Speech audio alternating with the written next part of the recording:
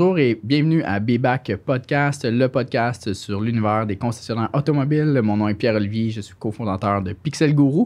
Et aujourd'hui, je reçois Valérie Limoges. Valérie est une courseuse automobile professionnelle.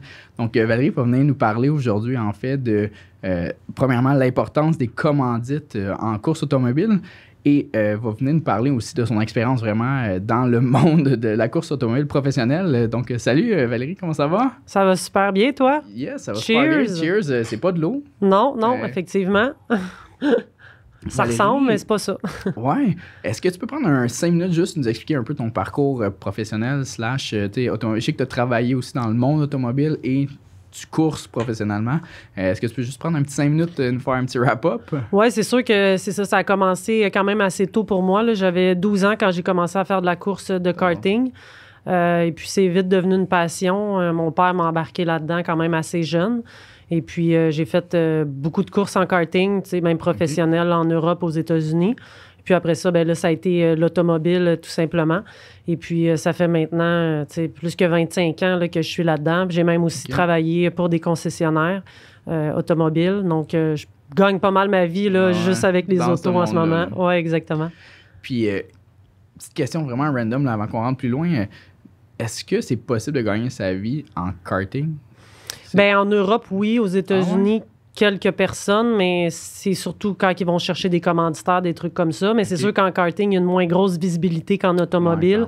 Les commanditaires sont moins exactement. Portés, Mais en Europe, par exemple, aussi les fabricants de karts, eux, vont payer leurs pilotes pour avoir les meilleurs pour justement gagner les championnats du monde et tout. Fait qu'il y en a qui gagnent très bien leur vie là, en karting. Là. Puis est-ce que c'est j'imagine c'est un chemin naturel de sauter après ça de karting à automobile? Oui, exactement. Mais c'est sûr que moi, le kart, j'ai vraiment, vraiment aimé mon expérience. Puis si j'avais pu gagner ma vie là-dedans, j'aurais peut-être resté là-dedans parce que c'est vraiment, vraiment impressionnant, les karts de compétition. Mais sinon, oui, là, pour avoir des commanditaires et tout, parce que les événements sont télévisés ou bien Grand Prix de Montréal, Grand Prix de Trois-Rivières, des trucs comme ça. Il peut y avoir des centaines de milliers de personnes qui vont regarder ça. Fait que c'est sûr que ça l'attire plus les commanditaires à ce niveau-là. Là. Clairement. Puis, pour ceux qui te connaissent moins, tu courses professionnellement. Peux-tu nous expliquer c'est quoi la catégorie ou c'est quoi c'est dans quoi tu courses, en fait? Bien, moi, présentement, ça fait déjà 6 ans que je course en Coupe Nissan Sentra Cup. C'est un championnat canadien. Et puis, c'est souvent commandité par... moi, par exemple, j'ai des commanditaires concessionnaires. Donc, c'est sûr que... Moi, c'est Nissan Gabriel. Ouais. Avant ça, j'étais avec Nissan H-Grégoire. D'ailleurs, j'ai travaillé pour eux pendant très longtemps. Mais c'est ça, là, j'étais avec Nissan Gabriel. Eux autres vont fournir la voiture. C'est une voiture qui est déjà montée pour la course. Là, c'est des Sentra maintenant. Et puis, il y a un championnat là, qui se passe en Ontario puis au Québec. Puis, on fait quand même des courses vraiment le fun. C'est sûr que depuis l'annulation du Grand Prix, depuis les 2 dernières années, c'est un peu plate. L'annulation? Ils ont annulé complètement? Bien, le Grand Prix a été annulé à cause de la COVID. Fait que là, on n'est pas allé, évidemment.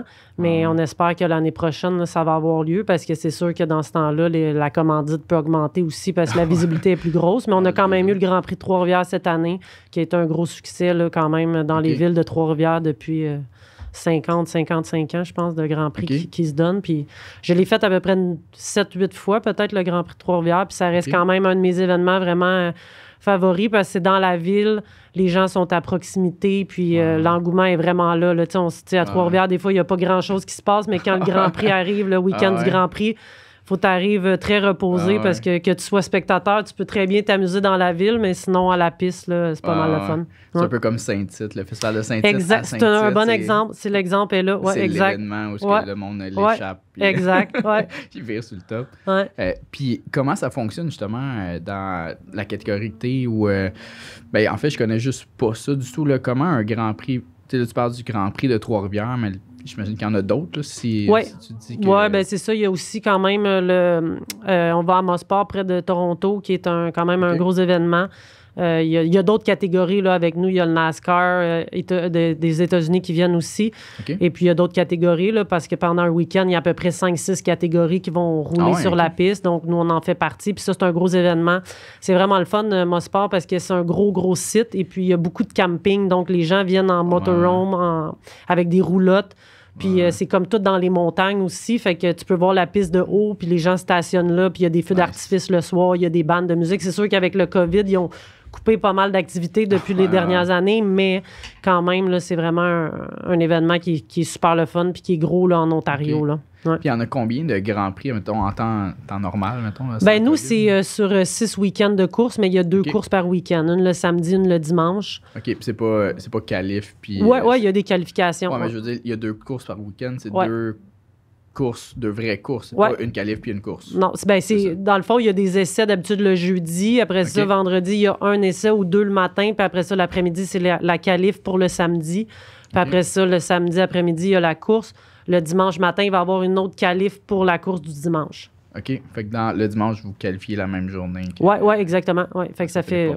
Oui, exactement. Puis la ride à la maison est quand même longue. Là. Mettons, quand tu pars à 5-6 heures, là, ben là, avec les trailers, on arrive quand même assez tard. Ouais, tout serré. Oui. Fait que tu me disais, il y en a combien en tout? 6 week-ends. Ouais. 6 week-ends, mais avec 2 courses. Oui, c'est ça. Fait que c'est un championnat de 12 courses, là, si on veut. Là. Ouais. OK. Super. Puis, j'imagine que ça se passe juste ici, Québec, Ontario. Ontario, c'est ça, oui. Okay. Puis pourquoi c'est pas dans le reste du Canada ou dessus? Ben, c'est juste que c'est vraiment la concentration des pistes, elle se passe plus au Québec et en Ontario. C'est sûr qu'il y en a dans l'Ouest, mais là, tu parlerais d'un championnat qui coûterait le triple du prix. Puis, tu sais, on sait qu'en course automobile, c'est déjà très cher. Donc, c'est ça. Ça se passe ici. Puis, le fondateur aussi vient du Québec. Fait que, c'est qui le fondateur? C'est Jacques Deshaies. OK. C'est qui? C'est un gars qui est impliqué dans la course automobile depuis longtemps. C'est un journaliste aussi automobile. Donc, lui, il a parti ça, là, cette série-là là, au Québec. Puis, Puis, parlant de coûts, justement, ça va venir un peu au sujet qu'on parlait tantôt. Là, les commanditaires, c'est quoi est-ce que tu peux courser sans commanditaire? Ça coûte combien? Ben oui, c'est sûr. Il y en a le 3/4 que c'est eux qui vont payer, qui vont se financer eux-mêmes. Mais c'est sûr que c'est des gens, des présidents de compagnie, des médecins, des trucs comme ça qui veulent se payer du bon temps parce que, tu sais, il y a la course automobile, mais aussi on est comme une grande famille. Donc, tu sais, on se connaît tous dans les paddocks. Puis, tu sais, le monde va souper le soir, loue des hôtels, des Airbnb. Donc, c'est très festif quand même. Fait que, tu sais, il y en a que c'est tout ça. Tu sais, il y en a cette année dans notre série, il y en a 3 qui viennent de l'Ouest canadien. Tu sais, fait que juste de faire venir les équipes de là, payer l'entretien et tout, là, c'est très cher. Là. C'est sûr que, tu sais, mettons une saison comme que je fais, tu sais, je te dirais que peut-être c'est sûr qu'il y a l'achat de la voiture, là, mais eux autres, ça doit leur coûter un bon 50-60 000 là, pour faire les 6 courses. Là. C'est sûr que ça va dépendre aussi des brises, si tu as des accidents, si tu n'en as pas, des trucs comme ça. Ça peut monter vite. Mais nous, vu qu'on est je suis au Québec, les courses sont quand même relativement proches. Il n'y a pas de frais d'avion, des trucs comme ça, mais c'est sûr que c'est pas loin.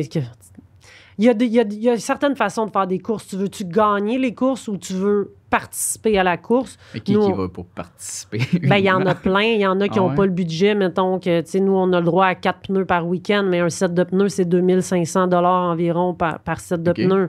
Fait que, tu sais, juste en pneus pour aller à une course, c'est 2500 $. Plus les inscriptions, plus tu payes un peu tes mécanos, la location d'hôtel. Fait que, tu sais, tu t'en tires pas avant aux alentours de 6 000 $ par week-end de course. Par week-end. Mais là, tu pars un week-end avec 2 courses. Oui, avec 2 courses, là, tu peux en faire 2 au moins. Mais quand même, ça va vraiment vite. Puis si tu as des accrochages, si tu as des brises, ça peut monter. Comme moi, cette année, j'ai une voiture qui a été complètement endommagée là, et plus bonne. Ah ouais? Fait que j'en ai eu une nouvelle. Là, Qu'est-ce qui s'est passé? Ben, c'est justement à Mosport, il y a 3 semaines. Là, il y a quelqu'un qui m'a vraiment sorti de piste. Fait que j'ai rentré dans le mur. Je me suis fracturé l'omoplate. Ça paraît pas, là, mais ouais. Sérieux? Ouais. Ouais, ça paraît 0. Non. Mais là, ça fait quand même, là, ça va faire quasiment un mois. Là, fait que là, je suis vraiment pas mal moins pire. Mais c'est sûr que là, Nissan Gabriel, ils ont acheté une autre voiture. Ah ouais, OK. Ouais, l'autre est perte totale. Ben, c'est parce que c'est juste que c'est réparable, mais c'est parce que les coûts sont tellement proches de l'achat de nouvelles voitures que là, ça veut... Puis on manquait de temps pour faire la course qui était le week-end passé au Mont-Tremblant, que là, ils ont juste acheté une nouvelle voiture. Puis, dans la catégorie où est-ce que tu courses, est-ce que les voitures sont stock ou est-ce que c'est modifié? Ou... Non, elles sont complètement modifiées. C'est sûr, c'est des Nissan Sentra, mais là, ensuite de tout ça, tout l'intérieur est enlevé. Cage à l'intérieur. Le moteur est d'origine, mais la voiture est vraiment légère. Donc, ouais, c'est ça. Donc, ça l'aide beaucoup. Puis là, on a des freins de Nissan 370Z, fait que c'est quand même assez gros. Ouais. Et puis les suspensions, évidemment, tout ajustable, l'exhaust, des trucs comme ça. OK. Ouais. Puis c'est où la limite où est-ce que vous n'avez pas le droit de toucher au moteur du tout? Non, la voiture, 0. on la reçoit comme ça. Les seuls ajustements qu'on peut faire, c'est l'ajustement de la voiture, c'est vraiment sur les suspensions que ça se passe. Donc, avoir un bon équilibre avec la voiture, mettre plus de poids en avant, plus de poids en arrière, des trucs comme ça. L'alignement aussi fait quand même une bonne différence. C'est une piste qui a beaucoup de lignes droites, qui a moins de lignes droites, plus de virages serrés. Donc, on s'ajuste constamment. Quasiment à chaque sortie de course, on fait un alignement sur la voiture là, pour essayer des trucs différents. S'il pleut aussi... C'est quoi les alignements, mettons, pour quelqu'un qui connaît? On fait du camber, surtout sur la voiture, puis toe in, toe out, là, avoir les roues plus écartées. Donc, quand on rentre dans le virage, la voiture va plus pointer. Puis, si quelqu'un qui connaît pas la course, ça veut dire quoi, ça, plus pointer? Mais mettons que quand on tourne le volant, la réaction est plus rapide. Ça réagit plus vite. Si les roues sont plus vers l'extérieur, en fait? Oui, quand les roues sont alignées comme ça, là, plus à l'extérieur, toe out qu'on appelle. Oui, ça veut dire que ça, c'est la première ignition que tu vas avoir avec le volant, il va vouloir y aller vraiment rapidement. Plus rapidement. Mais là, on parle de degrés. Là, nous, on joue à 0,5 par roue. Fait qu'un degré total, là, c'est vraiment très minime, mais ça fait une immense différence. On peut faire la même chose avec l'arrière du véhicule. Puis le camber aussi, les roues qui sont vraiment comme en billet comme ça. Plus t'en mets, ça, c'est bon pour des virages plus longs. Donc, des virages qui sont plus en appui. Mais c'est ça, c'est assez quand même complexe, là, mais ouais, il y a pas mal d'ajustements quand même. Là. Puis tu viens de dire, dans le fond, on reçoit le véhicule comme ça.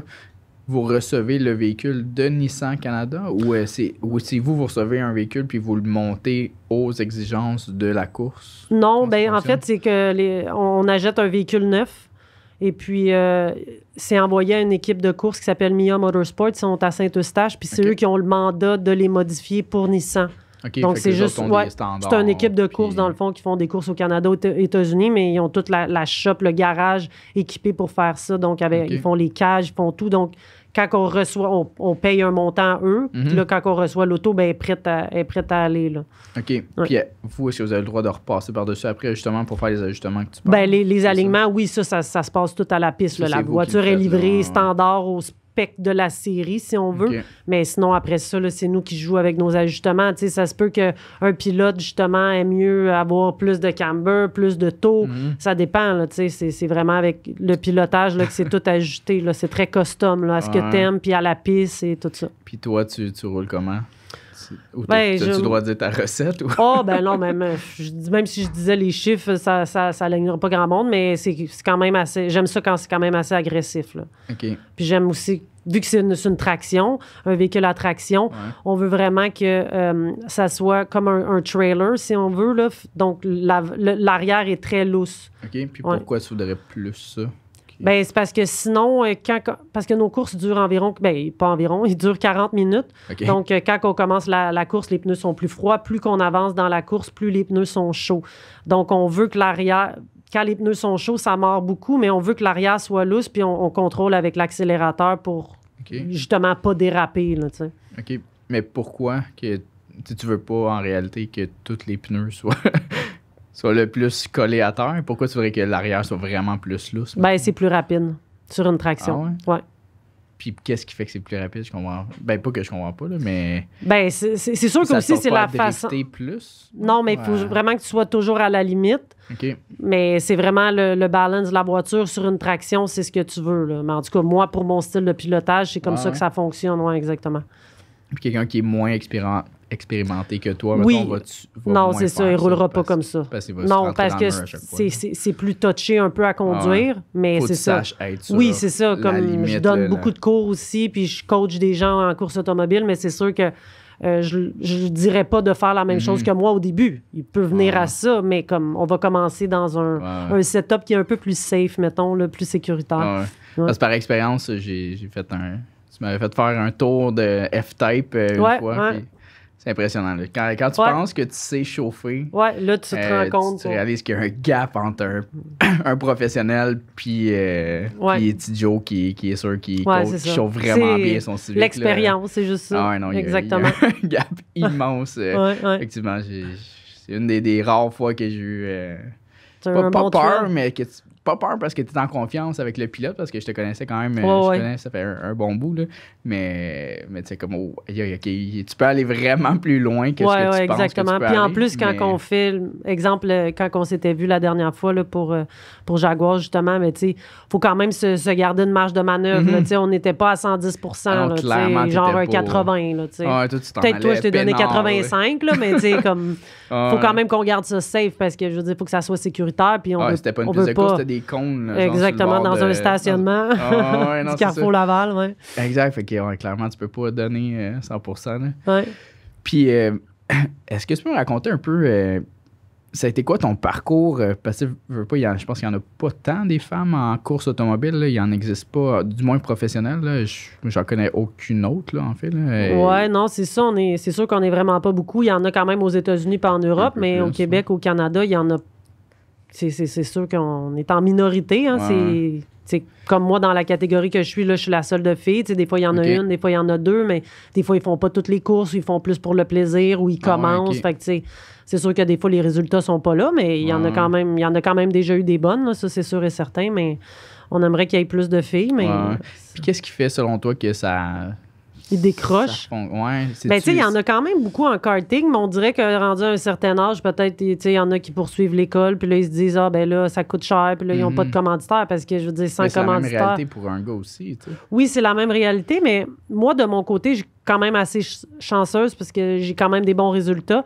Puis j'ai toujours eu des commanditaires. Là. C'est sûr qu'au début, non, mon père a payé. Puis oui, ça a coûté très cher, là, mais est-ce que, tu sais, je dis les gars ont la même chose, mais c'est pas vrai. Là. Je pense pas qu'ils ont la même chance. Là. Je pense qu'effectivement, probablement qu'une fille est moins sollicitée pour des commandites qu'un gars en général. Là. Puis là, c'est mon impression personnelle. Là, mais tu sais, d'un côté, vu que j'ai des résultats aussi bons que certains gars, mais là... ils se disent, ça va faire différent d'avoir de l'exposure avec une fille, tandis que les gars, mettons, il y en a 25 dans la catégorie. C'est ça, exactement. Fait que, c'est quelque chose de différent. Puis, c'est sûr que ça fait tellement longtemps que là, mon nom circule. Oui, exact. Fait que je suis chanceuse quand même. Là, mais... T'as-tu trouvé ça plus difficile au début? Tu sentais-tu qu'il y avait vraiment un genre de pas de réticence, mais tu sais, Non, ça a toujours été quand même assez facile pour moi. Je te dirais que je suis vraiment pas une bonne vendeuse. Je me vends vraiment pas bien parce qu'il y en a des fois du monde que ça fait des voisins ou genre ça fait 2 ans que j'habite là puis ils savent pas que je fais de la course. Là. Moi, c'est pas mon genre de le dire. Je veux dire, à moins qu'un sujet partirait puis là, mais sinon, je suis vraiment pas une bonne vendeuse. C'est plus... C'est vrai que t'es discrète. C'est plus genre... Hey, va voir mon ami chez H. Grégoire, le boss, puis va le voir. Là, je rentre dans son bureau, puis il me dit oui après 2 minutes, mais c'est pas moi qui initie ces choses-là. C'est pas moi qui va aller cogner à une porte. On dirait que je suis pas très bonne, puis on dirait que vu que c'est moi, on dirait que ça me rend comme mal à l'aise parce que je suis pas une personne gênée dans la vie, mais sur ça, je suis comme, je serais meilleure pour te vendre toi, tu sais, dire que ce que tu fais, c'est exceptionnel, que moi, de dire ce que je fais, c'est exceptionnel. C'est vrai que c'est un peu... Fait que, tu sais, peut-être que j'aurais... 2 fois plus de commandites, puis je pourrais avoir un meilleur salaire, mais on dirait que, je sais pas, ça y va pas. Ça fait tellement longtemps, mais à chaque fois que je suis allée voir des commandites, c'est souvent aussi même... comme cette année, mettons, Nissan Gabriel cherchait un pilote, puis c'est le promoteur de la série, justement, qui me dit... c'est bon, j'ai le deal pour toi, t'as un auto pour l'année prochaine. OK, cool. Je suis allée le voir. Bon, OK, c'est bon. Fait que là, j'ai créé des liens avec eux, mais, tu sais, c'était pas moi qui l'ai appelé pour dire « Je peux-tu avoir une voiture? » tu sais, mais... Nice. Ouais. Puis ça dure combien de temps, un partenariat? Est-ce qu'en général, il y a un nombre de temps limité ou en général, un pilote va garder le même commanditaire, genre vraiment, vraiment longtemps? Ben, ceux-là que j'ai, moi, j'étais avec Total Canada depuis peut-être 4 ans, une compagnie d'huile. Et puis, eux autres, ça fait 4-5 ans, mais c'est renouvelable à chaque année. Mais généralement, mes années vont bien, puis ils me disent à la fin de l'année, bon, ben c'est beau, on se revoit l'année prochaine, on a gardé tel budget pour toi. Donc, avec eux, c'est pas mal ça. Puis, du côté Nissan Gabriel, ben c'est depuis cette année. Là, ils m'ont acheté une voiture au début de l'année, ils en ont racheté un autre la semaine passée. Fait que là, il sait que je vais revenir l'année prochaine pour rentabiliser l'investissement. Ouais, le deuxième char. Ouais. Mais généralement, avec la série Nissan, vu que c'est commandité par Nissan Canada, font des contrats de 3 ans. Fait que là, c'est pour 3 ans, mais tu sais, renouvelable toujours. OK. Donc, la série va exister pour un minimum de 3 ans parce que c'est sûr que si tu leur dis achète un véhicule de course puis là, tu vas courser 1 an avec, ben là, c'est pas très intéressant pour les gens qui payent. Là. Fait que là, ils font comme des contrats de 3 ans qui disent aux gens qui sont impliqués pendant 3 ans, mais comme la Nissan Micra que j'ai fait avant la série, mais c'était un contrat de 3 ans puis ils ont extensionné un autre 3 ans après. Là. OK.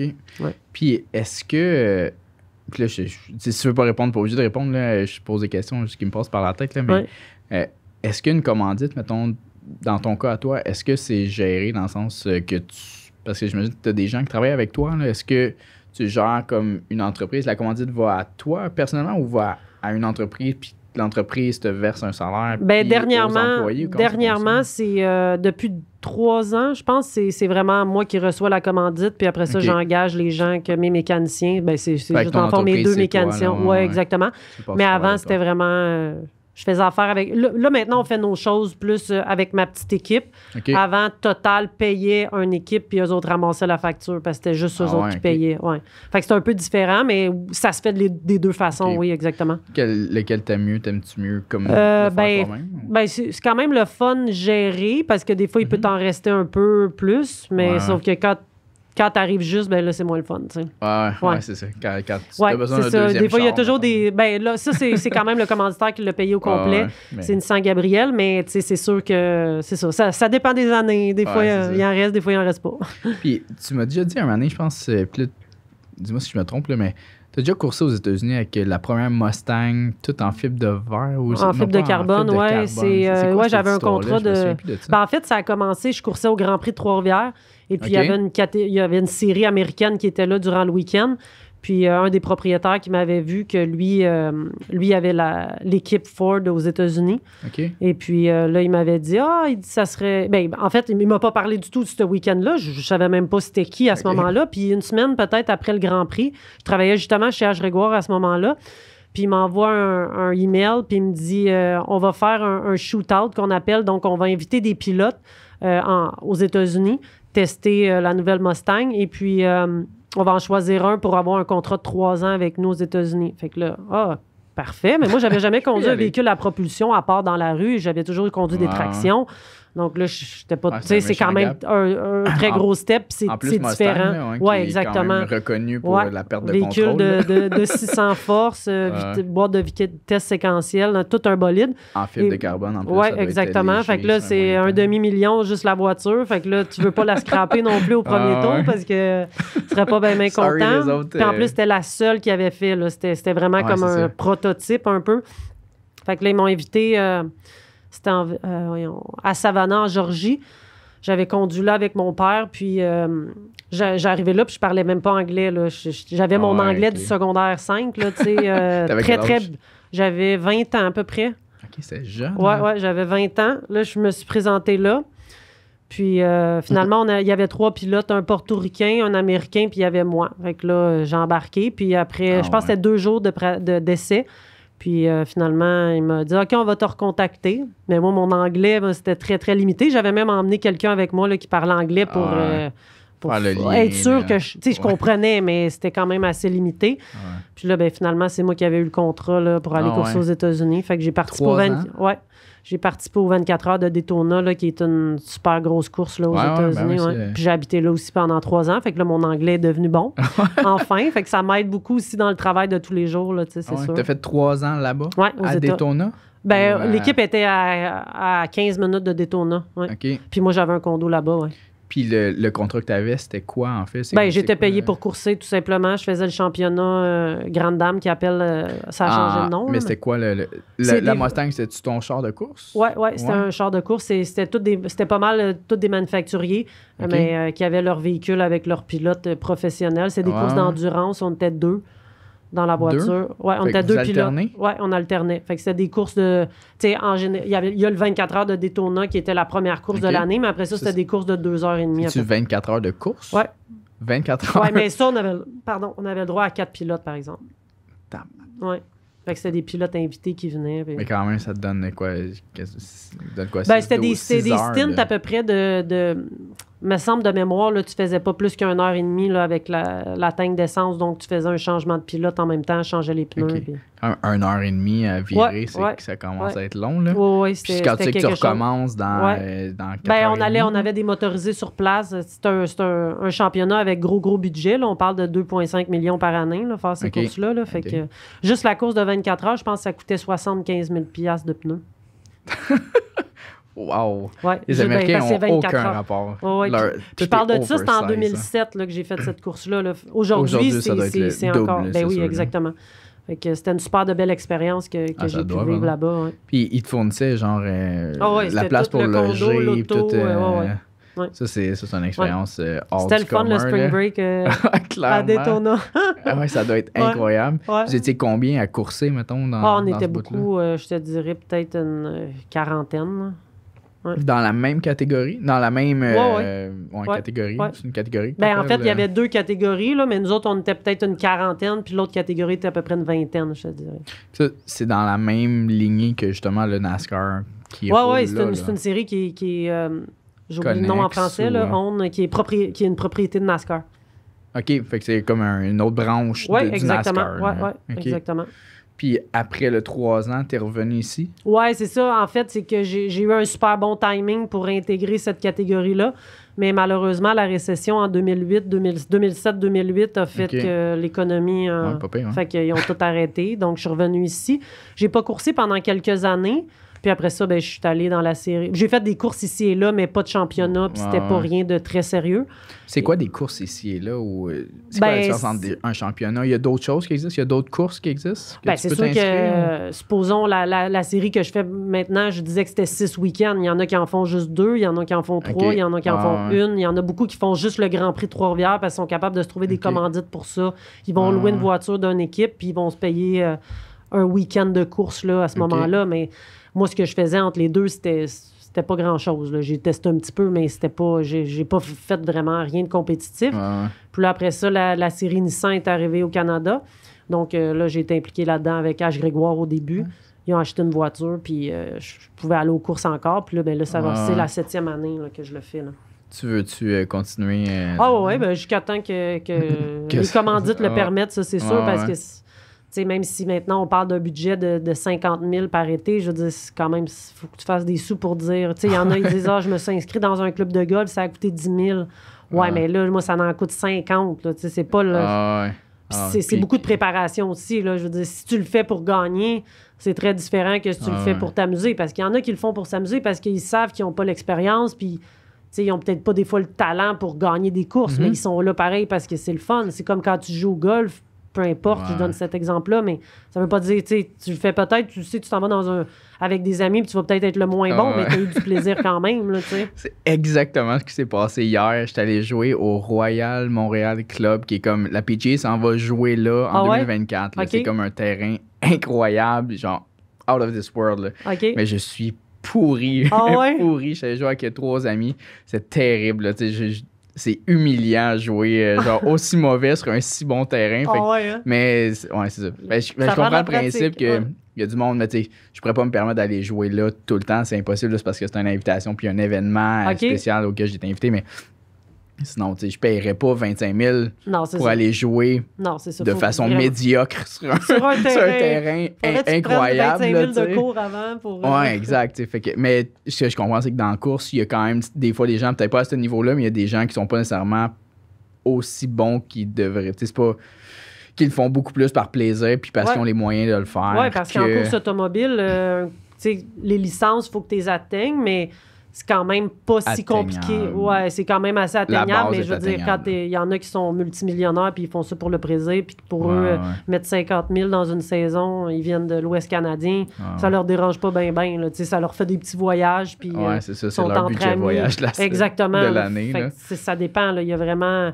Si tu veux faire de la course automobile, tu as des sous, tu peux en faire. Ça, c'est sûr et certain. Puis est-ce que c'est-tu vrai, ça, un peu pas le mythe, là, mais ce qui entoure la F1, que si t'as pas de sous à part Lewis Hamilton qui semble être l'exception à la règle, que c'est quand même impossible de rentrer vraiment haut dans le monde automobile ou dans la course automobile si t'es pas backé par vraiment des grosses sommes. Dans le temps, je te dirais que oui.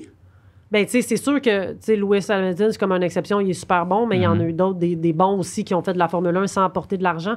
Mais le problème aujourd'hui, c'est que les jeunes qui commencent en karting, pour faire du karting aussi, ça coûte très cher. Ouais, j'imagine. Les parents vont payer, puis là, après ça, ils continuent à payer parce que c'est des présidents de multinationales. Ouais. Ils payent. Donc, en Formule 1, ils se ramassent avec des pilotes qui sont capables de payer. Fait qu'ils seraient fous d'aller en payer un. Ouais, c'est ça. Parce que tout coûte de plus en plus cher. Ouais, parce que t'as papa ou quelqu'un qui apporte des millions par année. Exactement. Fait que là, ils se disent, j'en prends-tu un qui est bon, qui a pas d'argent, ou un qui est bon puis qui a de l'argent? Fait que là, ouais, t'es comme privilégié un peu. Ouais. Ben, mais sinon, s'ils n'ont trop, ben, ça fait de l'argent pour faire le développement des voitures et tout. Fait que l'argent mène le monde, mais c'est pas mal partout. C'est quand même vrai dans l'automobile. Ouais. Puis, est-ce qu'il y a un autre step, mettons, que tu voudrais prendre dans les prochaines années en course? Ben non, mais moi, c'est sûr que... Là, t'es comme, je suis bien là, puis ça va être... Je suis quand même pas mal en fin de carrière, là, à 38 ans, ça va pas mal être ça. C'est un peu ma question aussi, quand est-ce que t'arrêtes un jour? Ben, tu sais, j'ai encore j'ai une opportunité là, d'aller courser aux États-Unis, au Texas, sur la piste de Formule 1 du Texas, au mois de décembre, avec Hyundai, Canada, pas Canada, États-Unis. Ils ont une équipe d'usine, du manufacturier. Et puis, c'est une course d'endurance de 8 heures qui se donne là-bas, un fin de championnat qui est une course de 8 heures, donc ils ont besoin de plus de pilotes. Donc, ils m'ont demandé. C'est une équipe de filles. Il y avait déjà 2. Là, ils en rajouteraient 2 autres pour faire le 8 heures. Donc, je travaille un peu là-dessus parce que là, c'est sûr que là, on parle d'une voiture, c'est quand même une Hyundai, mais la voiture, elle coûte 235 000 US. Ah ouais, pas un accent, là. Non. Ben, c'est une Veloster, là. C'est un véhicule de rue, c'est une Veloster qui est rendue à 200. Oui, mais tu sais, tout en fibre de carbone. C'est une Il y a quand même un pas pay gap entre le PDSF puis le... Oui, exactement. Donc là, j'ai cette opportunité-là, mais là, je suis en train de magasiner justement les assurances pour la voiture parce que... Parce qu'il faut que tu t'assures, toi, comme pilote, c'est pas eux qui te fournissent l'assurance. Non. Ah ouais. C'est-tu la même chose pour la série que je suis? Ouais? Non, ben là, c'est parce que moi, le véhicule que j'ai en ce moment, c'est moins de 50 000 là. On parle pas du même budget. Puis Nissan Gabriel, ils ont quand même pas mal de... Oui, c'est ça. Ils assument que... Il n'y a personne qui s'assure dans notre série, vraiment. Sauf que là, aux États-Unis, moi, ça me tente pas de réhypothéquer mon condo, là. C'est ça. Parce que ça peut arriver, là. Je veux dire, c'est quand même... Ouais. C'est de la course, hein? L'accident qui m'est arrivé la semaine passée, c'est la première fois depuis que j'ai 25 ans que je fais de la... première fois? Ouais, c'est la première fois que j'ai un gros accident comme ça. Ah ouais. Donc, tu sais, c'est quand même très rare, mais j'irai pas là. Parce que c'est sûr que si tu te dis que t'es pas assuré puis que tu veux pas mettre... comment on appelle ça, ta retraite en jeu, tu t'arranges pour être assuré. C'est peut-être 8 000 là, que ça va coûter pour le week-end, mais juste pour l'assurance. Mais c'est quand même... 8 000 pour une fin de semaine. Une course. Oui, c'est ça. C'est parce qu'ils disent pas je t'assure pendant 4 jours. C'est parce que sur une piste de course, tu as bien plus de chances d'arriver à un accident que sur la route. Ouais. Mais en même temps, c'est toi qui chauffes. C'est pas moi. Ouais. Fait qu'il y a un peu moins de chance. Oui. Quand même. Genre, moi, il me chargerait genre 100 000 pour le week-end, probablement. Mais c'est sûr que, c'est quelque chose qu'il faut que tu envisages parce que ça me tente juste pas là, dans une situation où... Puis aussi, c'est que tu pousses moins aussi en piste. Si tu sais que tu n'es pas assuré, tu te dis « OK, 8 000, je suis capable de vivre avec ça, mais... Mais pas 250, c'est fatigant, là. Non, ça va pour être une fin de semaine de plaisir, c'est... Ouais, c'est ça. C'est un pop et gamble, là. Ouais. Fait que, tranquillement, tu vas commencer à prendre moins de place dans la scène de course automobile. Ben, c'est sûr que la série que je fais présentement, c'est parfait, c'est pas trop loin. Ma famille est là avec moi, on a du plaisir le week-end. C'est une bonne série qui est très compétitive, là. La marge entre les premiers, là, c'est très, très, très minime. Donc, la compétition est bonne parce que moi aussi, c'est un championnat où il y a des distances énormes entre les véhicules, ça ne m'intéresse pas parce que pour moi, c'est comme faire du lapping. Tu sais, faire du lapping, j'en ai fait toute ma vie. Je veux dire, moi, je veux la compétition. Ce championnat-là... Tu veux quelqu'un qui est en arrière, en avant. Oui, exactement. Donc, je veux m'améliorer aussi. Je suis en fin de carrière, comme je disais, mais c'est sûr que je suis encore compétitive dans le championnat, donc je vais le faire jusqu'à temps que, justement, qu'il n'y a plus personne qui veut payer pour moi. Je verrai, là, peut-être qu'ils vont dire à 40 ans, il faudrait que tu accroches ton casque. Là, je pense pas. Je pense que t'es encore... Je suis encore en forme, je sais pas si Est-ce que tu fais des choses off-season, mettons, pour garder la forme? Tu sais, comment tu pratiques en hiver au Québec? Ben là, c'est ça. Il y a pas... Au Québec, c'est assez limité, mais tu sais, je donne quand même des cours... de pilotage là, sur glace, des trucs comme ça, là, hivernaux. Mais non, il n'y a pas... C'est pas la même chose. Non, c'est ça, exactement. C'est pas la même... complètement non, différent. C'est ça. Là, non, mais tu sais, ça garde quand même un peu le volant, les réflexes, des trucs comme ça. Il y a des simulateurs, mais je suis pas vraiment bonne. Si, si tu regardes ce que je fais sur un simulateur, tu dis, j'embarquerai pas avec elle sur une piste, mais finalement, je me débrouille pas pire sur une piste. Ouais. T'as plus de misère sur un simulateur qu'en vrai. Ouais. Qu'est-ce qui fait que... Je sais pas. Tout le monde disait que c'est super réel, mais moi, je trouve pas ça réel. Puis j'ai fait des simulateurs là, vraiment très hot. Des vrais simulateurs. Là, je pense qu'il y en avait un, ça coûtait 20 quelques $. Ouais, c'était c'est pas celui à l'arcade. Non, c'est ça. Non, exact. Fait c'est quand même différent, mais bon, ça se rapproche quand même. Mais l'hiver passé, j'avais fait des essais en Californie, puis je connaissais pas la piste. Puis... j'avais été avec une équipe de BMW, là, des M4 de compétition, mais je connaissais pas la piste, donc je suis allée chez mon ami qui avait le simulateur hyper cool, et puis au moins j'ai appris la piste. Pour ça, ça peut vraiment être utile. Comme là, si je vais courser au Texas en décembre, c'est sûr que je me book quelques sessions là, pour aller l'apprendre, la piste. Ouais. Juste connaître la piste. Ben oui. Puis combien de temps ça peut te prendre, mettons, tu sais, par exemple, Trois-Rivières, que tu me dis que tu as fait quelques fois là, dans ta vie. Ça prend combien de temps avant de maîtriser vraiment? Là? J'imagine que tu es beaucoup plus à l'aise là qu'à la première fois que tu l'as fait. Là. Ça prend combien de temps pour maîtriser une piste à 100%? Jamais. Mettons, non? Jamais? Ben non, on parle de... Tu peux prendre un virage à 1 centimètre de distance sur tous les virages, ça fait une différence sur ton temps à fin, parce que nous, quand on se bat, c'est des fois 1 dixième. Mettons, là, en 5 dixièmes de seconde. Une seconde divisée en 2, là, on peut être 3 pilotes là-dedans. Là, fait qu'on parle de même pas la moitié de la longueur de la table. Là, c'est très, très, très serré. Donc, c'est sûr que maîtriser une piste à 100... oui, je la maîtrise, mais tu peux toujours t'améliorer, parce que là, après ça... Quand tu penses que ton pilotage est à 100%, là, tu te mets à jouer avec les ajustements pour essayer d'y aller plus rapidement. Fait que c'est comme c'est un défi à l'infini, là, ça. Ouais, exactement. Il y a trop de combinaisons possibles. Là, Puis, dans la ligue où est-ce que tu es là, dans la... Comment t'appelles? C'est une ligue? Oui, dans la série. Dans la série que tu es là.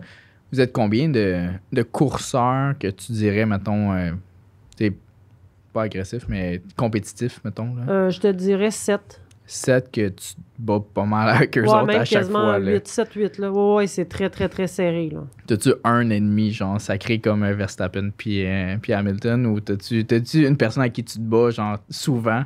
Ouais, mais c'est correct. Là, non, mais sans que ça soit mauvais, c'est juste des fois, tu te retrouves souvent avec la même personne, c'est crime, on est souvent comme... Ouais, ça arrive. Ça dépend. C'est parce que, vu qu'on fait les 6 week-ends, c'est des pistes différentes, des fois... Je peux être, tu sais, comme j'ai gagné Trois-Rivières cette année, c'est une piste que je maîtrise. Mais, tu sais, l'autre week-end d'après, mettons, je pouvais être 5e, tu comprends? Parce que j'avais plus de facilité à cette piste-là. J'ai trouvé les meilleurs ajustements que l'autre. Ça s'alterne vraiment beaucoup, là. Tu sais, c'est comme dur à dire, là. Puis, à la fin de l'année, par exemple, sur les 12 courses, est-ce qu'il y en a 12? Oui. Il y a 6 week-ends, il y a vraiment 12 courses. Ça. Est-ce qu'il y a un ranking global ou c'est vraiment un Grand Prix, c'est un Grand Prix? Oui, il y a un ranking global. OK. Ouais. Super. Ouais. Puis y a-tu quelqu'un qui est plus. Mon coéquipier, en fait, qui a gagné le championnat, Kevin King, là, qui course avec Nissan Gabriel lui aussi. Il habitait à Saint-Eustache, ça se peut-tu, lui? Non, il vient de Trois-Rivières. Ah ouais, OK. Ouais. Il a roulé là, souvent. Peut-être, je sais pas si tu aurais pu le croiser. OK, là, mais... non, juste parce que ma tante, son voisin à Saint-Eustache, c'était un gars qui faisait du karting vraiment jeune, puis il me semble que c'était ça. Ça se peut. Mais... Okay. Mais là, si tu me dis qu'il vient de Trois-Rivières, ça n'a pas de sens. Oui, mais à moins qu'il aille déménager à Saint-Eustache, parce que c'était pas loin de l'autodrome. Fait que peut-être qu'il est allé là à cause de l'autodrome. Il me semble que non, mais je peux pas te dire. Ouais. Fait que lui, c'est le gars à battre. Il est vraiment bon. Ouais. Mais tu sais, c'est beaucoup aussi de tout finir ses courses. Tu sais, ça fait une grosse différence. Tu sais. Moi, quand j'ai eu mon accident, j'étais 3e au championnat. Quand j'ai eu mon accident, il y a un mois à Mosport, à Toronto, c'était la course du samedi. Donc, j'ai pas fini cette course-là et j'ai pas coursé le dimanche parce que j'avais pas d'auto. Exactement. Fait que là, j'ai fini 5e au championnat, c'était fini. Il faut vraiment que tu finisses les courses. Il faut que tu fasses des points à chaque course. Puis, est-ce que c'est comme la F1, mettons, les points? Non, c'est le même ranking. C'est quoi? C'est jusqu'à 8? Ah non, nous autres, on a des points jusqu'au dernier. Jusqu'à la fin, OK. Ça va de combien à combien? Ben, il me semble que c'est 4 points de différence entre chaque position, semble. Ouais, à peu près, là. Mais c'est parce que je pense qu'au début, t'en prends moins, mais à la fin, t'en prends plus, genre quelque chose comme ça. Mettons, t'as 4 jusqu'aux 5 premiers, puis après ça, t'en tombes à 6, mettons, pour les deux. De différence. Ouais, c'est ça, exact. Ouais. Cool. Ouais. Hey, merci Val, ça commence à faire un petit bout qu'on jase de course. Merci d'être passé, merci d'être venu. Ouais, t'as clairement pas bu ton verre encore. Ouais, mais c'est parce que j'arrêtais pas de parler. Merci d'avoir pris le temps de venir parler d'automobile. Moi, ça m'intéresse beaucoup. Puis, je suis devenu un nouveau fan de F1 avec avec la série, comment ça s'appelle sur Netflix, la nouvelle série que tout le monde a écoutée. Je me souviens un peu la du nom, F1, la série sur la F1, Drive to Survive. Ouais, c'est ça, exact. Ouais, c'est vrai. Fait que depuis 2 ans, je suis devenu un gros fan de F1. Moi, je l'écoute tout le temps, genre en 2 soirées. Là, je me clenche tout ça, c'est terrible, trop bon. Fait que c'est pour ça que quand je t'ai revu passer sur Facebook, je suis crime, c'est vrai, je pense que c'est une bonne... j'aimerais ça reparler de course. Fait que merci beaucoup d'être venu partager ton expérience. Puis je te souhaite une bonne chance. Il te reste combien de là, c'est fini, là. C'est fini? Oui, il t'en reste plus? L'été prochain. Ah ouais? Bonne chance pour l'été prochain. Puis on se reparle bientôt. Merci. Ciao.